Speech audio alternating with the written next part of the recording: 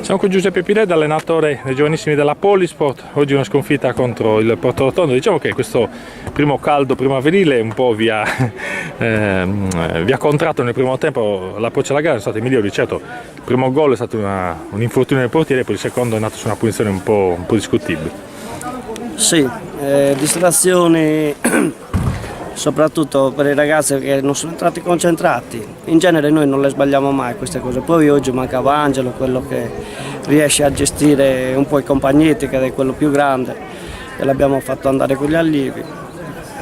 Però, ecco Giuseppe, resta l'ottimo campionato che avete fatto, ricordiamo, voi siete una delle tante realtà nuoresi, insomma la classifica dimostra che avete sicuramente un organico all'altezza, no? Assolutamente sì, anche perché siamo partiti con i presupposti di fare un buon campionato, soprattutto per la società, che era il primo anno, mi sembra, che fa i regionali, e siamo riusciti a ottenere questi risultati grazie all'impegno dei ragazzi e soprattutto anche l'appoggio della società. Ecco, facciamo anche i complimenti alla società che è riuscita qui a Badecarosa a mettere in piedi un impianto di gioco che insomma ha tutti i requisiti per poter poi ben lavorare, no? Assolutamente sì, visto che a loro come impianti siamo sempre con le stesse situazioni, impianti evanescenti proprio, e qua si stanno impegnando molto con l'aiuto dei genitori e proprio un volontariato, e che grazie a loro stiamo riuscendo ad andare avanti.